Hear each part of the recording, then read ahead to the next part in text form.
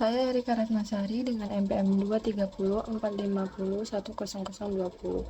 Jadi di sini saya akan memaparkan untuk memenuhi tugas mata kuliah studi kelayakan, yaitu mengenai review artikel jurnal internasional. Jadi langsung aja ke identitas artikel, yaitu saya mengambil jurnal berjudul Evaluating Sustainability of Tourism Project in Rural Land Development Based on the Resilience Mode. Jadi jurnal ini dari jurnal Land volume 11 tahun 2022 yang diterbitkan oleh MDPI. Lalu bagian latar belakang masalahnya yaitu ada tiga. Yang pertama, proyek wisata desa sering mengalami under-regulation dan over-regulation. Lalu evaluasi biasanya hanya fokus pada makro, tidak mencakup keseluruhan siklus proyek desa itu. Lalu ada dibutuhkannya model untuk menilai keberlanjutan proyek wisata pedesaan tersebut.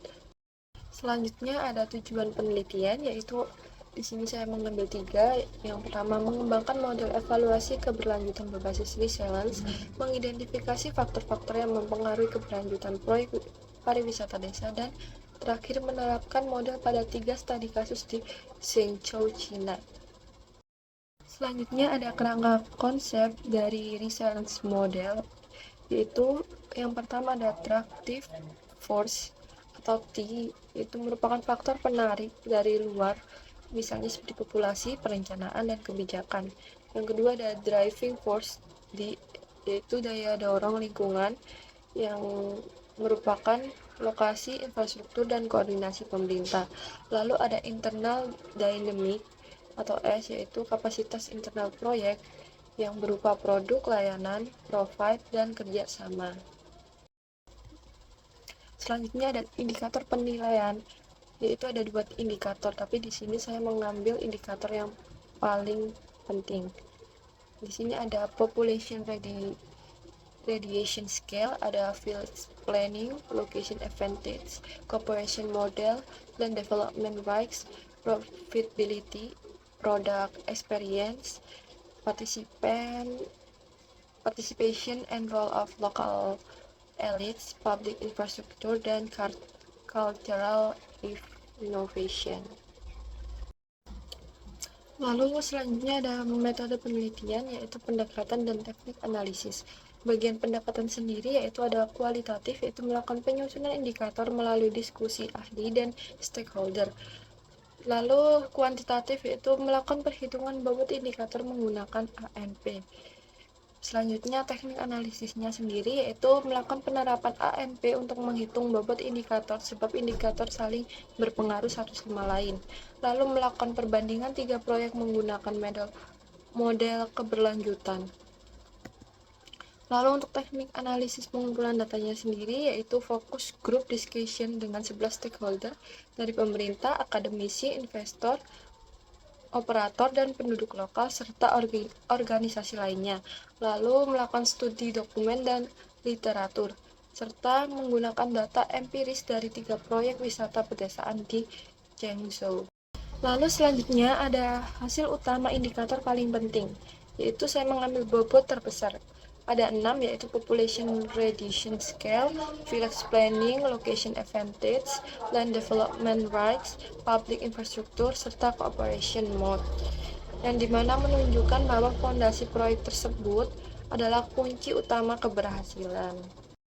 Lalu selanjutnya yaitu temuan studi kasus, di mana A2 atau desa A2 lebih berkelanjutan daripada A3, yaitu adanya pimpinan lokal yang kuat, model kerjasama berbasis masyarakat, investasi efisien, dan produk wisata yang variatif. Namun di desa A3 itu mengalami masalah, yaitu over investment, arus kas tidak stabil, dan kerjasama kurang melibatkan warga lokal di sana. Lalu untuk implikasi studi kelayakannya sendiri yaitu ada analisis kelayakan ekonomi, input outputnya, profitabilitas, dan cash flow. Lalu untuk SWOT-nya sendiri mencakup lokasi, perencanaan, potensi pasar, risiko, serta risk assessment. Lalu untuk analisis stakeholder yaitu mencakup peran elit lokal, partisipasi masyarakat.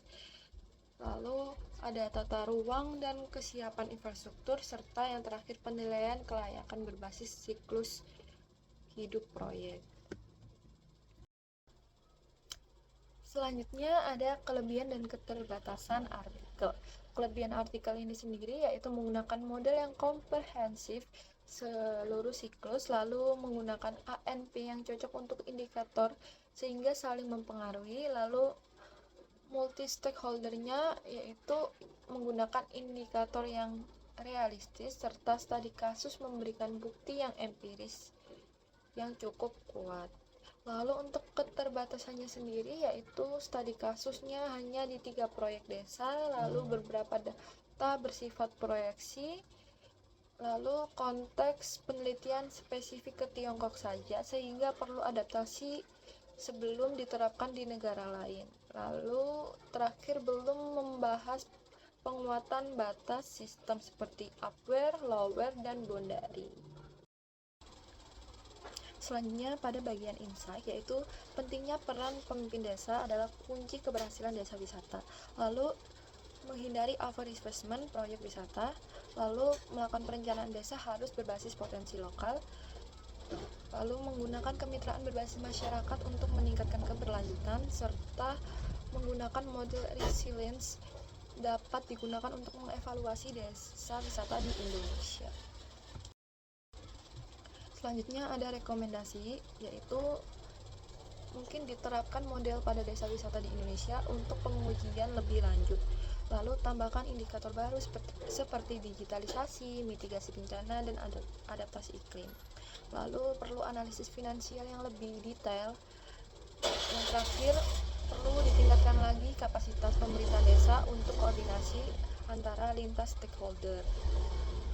Terakhir ada kesimpulan, yaitu artikel ini memberikan kontribusi besar pada studi kelayakan pariwisata, terutama dalam mengevaluasi keberlanjutan proyek wisata pedesaan. Model sustainable resilience menawarkan kerangka baru yang lebih realistis, komprehensif, dan dapat diterapkan oleh pemerintah, investor, dan pengelola destinasi wisata di Indonesia.